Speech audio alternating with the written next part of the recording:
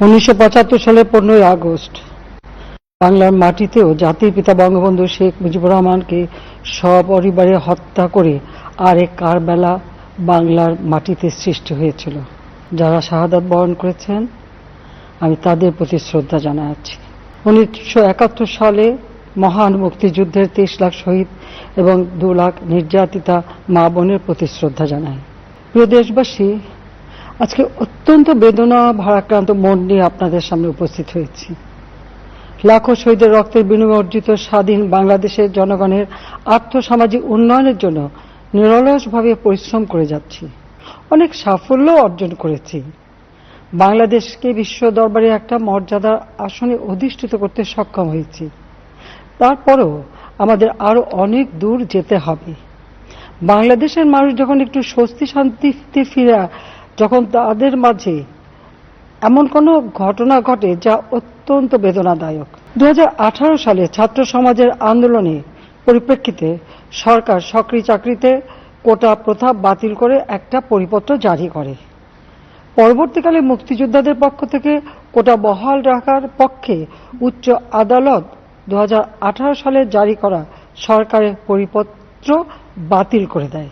সরকারের পক্ষ থেকে পরিপত্র বহাল রাখার জন্য সর্বোচ্চ আদালতে আপিল করা হয় এবং মহামান্য আদালত শুনানির দিন ধার্য করে। এ সময় ছাত্ররা কোটা সংস্কারের দাবি নিয়ে আবারও আন্দোলন শুরু করে। এই আন্দোলনের শুরু থেকেই সরকার যথেষ্ট ধৈর্য ও সহনশীলতা প্রদর্শন করেছে, বরং আন্দোলনকারীদের নিরাপত্তা নিশ্চিত করার ক্ষেত্রে পুলিশ সহযোগিতা করে। মহামান্য রাষ্ট্রপতির কাছে যখন আন্দোলনকারীরা স্মারকলিপি প্রদান করার ইচ্ছা প্রকাশ করে, সেক্ষেত্রে তাদের সুযোগ করে দেওয়া হয় এবং নিরাপত্তারও ব্যবস্থা নেওয়া হয়। অত্যন্ত পরিতাপের বিষয় হল, কিছু মহল এই আন্দোলনের সুযোগটা নিয়ে অনাকাঙ্ক্ষিত উচ্চাবিলাস চরিতার্থ করার সুযোগ নিয়ে সন্ত্রাসী কর্মকাণ্ডে লিপ্ত হয়। এর ফলে এই কোমলমতি শিক্ষার্থীদের আন্দোলনকে ঘিরে যে সকল ঘটনা ঘটেছে তা খুবই বেদনাদায়ক ও দুঃখজনক। অহেতুক কতগুলি মূল্যবান জীবন ঝরে গেল। আপনজন হারাবার বেদনা যে কত কষ্টের তা আমার থেকে আর কে বেশি জানে। যারা মৃত্যুবরণ করেছে তাদের আত্মার মাগফিরাত কামনা করছি। পরিবারের সদস্যদের প্রতি গভীর সমবেদনা জানাচ্ছি। আমি প্রতিটি হত্যাকাণ্ডের নিন্দা জানাই। যে সকল ঘটনা ঘটেছে তা কখনোই কাম্য ছিল না। চট্টগ্রামে সন্ত্রাসীরা বহুতল ভবনের ছাদ থেকে ছাত্রদের হত্যার উদ্দেশ্যে নির্মমভাবে নিচে ছুঁড়ে ফেলে দিয়েছে। অনেক ছাত্রের হাত পায়ের রগ কেটে দেয়, তাদের উপর লাঠি পেটা ও ধারালো অস্ত্র দ্বারা আঘাত করে। একজন মৃত্যুবরণ করেছে, অনেকে মৃত্যুর সাথে পাঞ্জা লড়ছে। ঢাকা, রংপুর এবং রাজশাহী বিশ্ববিদ্যালয়ের উপাচার্যের বাসভবন ও ছাত্রছাত্রীদের আবাসিক হলে অগ্নিসংযোগ ও ভাঙচুর করা হয়। সাধারণ পথচারী, দোকানিদের আক্রমণ, এমনকি রোগীবাহী অ্যাম্বুলেন্স চলাচলে বাধা প্রদান করা হয়। মেয়েদের হলে ছাত্রীদের উপর আক্রমণ করা হয়েছে এবং লাঞ্ছিত করা হচ্ছে। আবাসিক হলে প্রবোজদের হুমকি দেওয়া হয় এবং আক্রমণ করা হয়েছে। শিক্ষকদের উপর চড়াও হয়ে তাদের গায়ে হাত তোলা হয়েছে। আমি বিশ্বাস করি যারা কোটা সংস্কার আন্দোলনে জড়িত তাদের সাথে এই সকল সন্ত্রাসীদের কোনো সম্পর্ক নেই, বরং সন্ত্রাসীরা এদের মধ্যে ঢুকে সংঘাত ও নৈরাজ্যকর পরিস্থিতির সৃষ্টি করছে। এই ধরনের ঘটনার সঙ্গে যারা জড়িত তাদের চিহ্নিত করে উপযুক্ত শাস্তির ব্যবস্থা করা হবে। যারা হত্যাকাণ্ডের শিকার হয়েছে তাদের পরিবারের জন্য জীবন জীবিকা নির্বাহের ক্ষেত্রে যে সহযোগিতা দরকার তা আমি করব।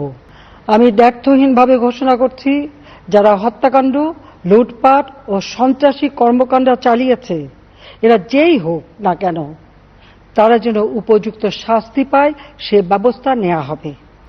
আমি আরও ঘোষণা করছি, হত্যাকাণ্ড সহ যে সকল অনভিপ্রেত ঘটনা ঘটেছে সুষ্ঠু ও ন্যায় বিচারের স্বার্থে সে সকল বিষয়ে বিচার বিভাগীয় তদন্ত করা হবে। কাদের উস্কানিতে সংঘর্ষের সূত্রপাত হলো, কারা কোন উদ্দেশ্যে দেশকে একটি অরাজক পরিস্থিতির দিকে ঠেলে দিল তা তদন্ত করে বের করা হবে। আমি আন্দোলনরত কোমলমতি ছাত্রছাত্রীদের নিরাপত্তা নিয়ে অত্যন্ত উদ্বিগ্ন। এই সন্ত্রাসীরা যে কোনো সময় সংঘাতের পরিবেশ তৈরি করে তাদের ক্ষতি সাধন করতে পারে। তাই শিক্ষার্থীদের পিতা মাতা, অভিভাবক এবং শিক্ষকদের প্রতি আমার আবেদন, তারা যেন তাদের সন্তানদের নিরাপত্তার বিষয়ে সজাগ থাকেন। একই সাথে সকল শিক্ষা প্রতিষ্ঠানের ছাত্রছাত্রীদের নিরাপত্তার বিষয়টি বিশেষভাবে নজর রাখেন। সরকার হাইকোর্টের রায়ের বিরুদ্ধে সর্বোচ্চ আদালতে আপিল করেছে। আপিল আদালতে শুনানির দিন ধার্য করা হয়েছে। আদালত শিক্ষার্থীদের কোনো বক্তব্য থাকলে তা শোনার সুযোগ সৃষ্টি করে দিয়েছে। এই আইনি প্রক্রিয়ার মাধ্যমে সমস্যা সমাধানের সুযোগ রয়েছে। এই আইন প্রক্রিয়া সমাধানের সুযোগ থাকা সত্ত্বেও রাস্তায় আন্দোলনে নেমে দুষ্কৃতিকারীদের সংঘাতের সুযোগ করে দেবেন না। সর্বোচ্চ আদালতের রায় আসা পর্যন্ত ধৈর্য ধরে অপেক্ষা করার জন্য আমি সকলকে বিশেষভাবে অনুরোধ জানাচ্ছি।